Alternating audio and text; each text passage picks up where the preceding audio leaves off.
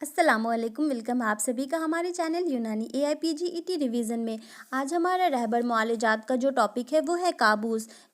کابوس یعنی نیند میں گھٹنا، نائٹ میئر۔ کابوس کا لغوی معنی دبوچنے والا، ایسے زاغوت یعنی کہ دبانے والا بھی کہتے ہیں اس کو۔ کابوس وہ مرض ہے جس میں مریض نیند کی حالت میں کسی بھاری شکل کو دیکھتا ہے جو اسے دبا رہی ہو، جس سے اس کی آواز، سانس اور حرکت بند ہو جاتی ہے اور ایسا محسوس ہوتا ہے جیسے اس کا گلا گھوٹا جا رہا ہو۔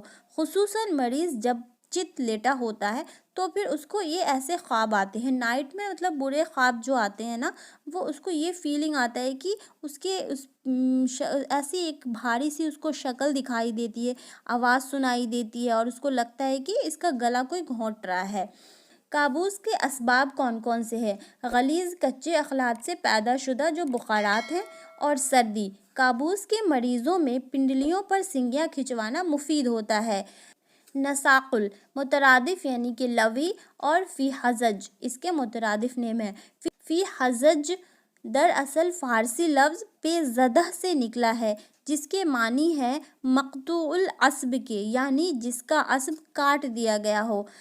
نساقل اس حالت کا نام ہے جس کے لاحق ہونے سے انسان پر تکان سی کیفیت طاری ہو جاتی ہے اور وہ اکثر اوقات انگڑائیاں اور جمائیاں لیتا رہتا ہے۔ نساقل میں آنکھ اور چہرہ سرخ ہو جاتا ہے۔ نساقل کا سبب وہ غیر طبعی مواد و بخارات ہیں جو زیادہ کھانے پینے سے پیدا ہوتے ہیں۔ سرہ یعنی کہ مرگی، ایپیلیپسی۔ ایپیلیپسی کے جو مترادف نیم ہیں، دیکھیں مترادف نیم جو ہے نا ہمیں یاد کرنا بہت ضروری ہے، تو اس کو ضرور یاد رکھیں کہ سرہ، مرگی، ایپیلیپسی اس کے مترادف نیم سبیانی، قازون، قصی، مرض کاہنی، ابر اقلیسیا۔ انگریزی لفظ ایپیلیپسی دراصل یونانی لفظ ایپیلیپسا سے لیا گیا ہے۔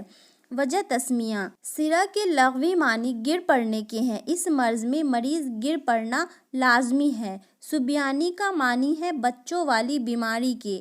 یہ مرض اکثر بچوں کو پیدا ہوا کرتا ہے۔ اسی طرح قازون یونانی لفظ ہے جس کے معنی بچوں کی بیماری کے ہیں۔ ابر اقلیسیا: ابر اقلیسیا نام ہے ایک بڑے ظالم بادشاہ کا۔ چونکہ یہ مرض بھی بڑا ہوتا ہے۔ مرض کاہنی یعنی جادوگروں کا مرض۔ چونکہ اس مرض کا علاج جادوگر کھنایا کے ذریعے کیا کرتے تھے اور کھنایا عود سلیب کی ایک مذکر قسم ہے۔ سمرقندی کے مطابق سرہ وہ مرض ہے جو نفسیانی اعضاء کو، جن میں روح نفسانی ہوتی ہے، حس و حرکت کے تمام افعال سے روک دیتی ہے مگر پورے طور پر نہیں روکتی۔ بقراط کے نزدیک سرہ وہ مزمن مرض ہے جس میں بے ہوشی اور تشنج کے دورے پڑتے ہیں۔ دورہ کی مدت 5 منٹ سے 25 منٹ تک ہوا کرتی ہے۔ سرہ کے اسباب: جالینوس مطلب یہ جو اسباب ہیں کس کے نزدیک کون سے کیا کیا اسباب ہیں، یعنی کہ جتنے سارے ہمارے اطباء ہیں نا ان کے نزدیک الگ الگ اسباب ہے۔ تو جالینوس کے نزدیک سرہ کے اسباب غلیظ خلط سے پیدا شدہ سدہ ہے۔ ارسطو کے نزدیک غلیظ ریا، بقراط کے نزدیک رطوبت دماغ، کے نزدیک دماغ کی اذیت، متاخرین جن کے نزدیک نامعلوم۔ اور اختناق الرحم میں فرق کیا ہے؟ تو سرہ میں اور اختناق الرحم میں کیا ہوتا ہے؟ دراصل دورہ ہی پڑتا ہے، لیکن ہم کیسے اس کو ڈفرینشیٹ کریں گے کہ یہ سرہ ہے یا اختناق الرحم ہے؟ تو سرہ کا کیا ہے کہ دورہ اچانک شروع ہوتا ہے اور مریض مکمل بے ہوش ہو جاتا ہے، لیکن اختناق الرحم میں کیا ہوتا ہے کہ دورہ آہستہ آہستہ شروع ہوتا ہے، بے ہوشی ظاہر میں ہوتی ہے مگر مریض جو ہے تیمارداروں کی آواز سنتا رہتا ہے۔ اختناق الرحم جو ہے نا وہ ہسٹیریا کو بولا جاتا ہے۔ پھر سے سرہ میں کیا ہوتا ہے کہ چہرہ نیلگوں ہوتا ہے، زبان دانتوں کے نیچے کٹ جاتے ہیں، لیکن اختناق الرحم میں چہرہ سرخ ہوتا ہے، زبان نہیں کٹتی ہے، مریض جو ہے تیمارداروں کے جسم کو کاٹتا ہے۔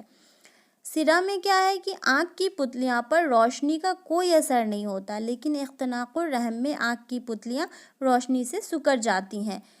سرہ میں کیا ہے کہ منہ سے جھاگ آتے ہیں، سانس خراٹے سے آتا ہے، اور اختناق الرحم میں منہ سے جھاگ نہیں آتا، البتہ سانس لمبی لمبی آتی ہے۔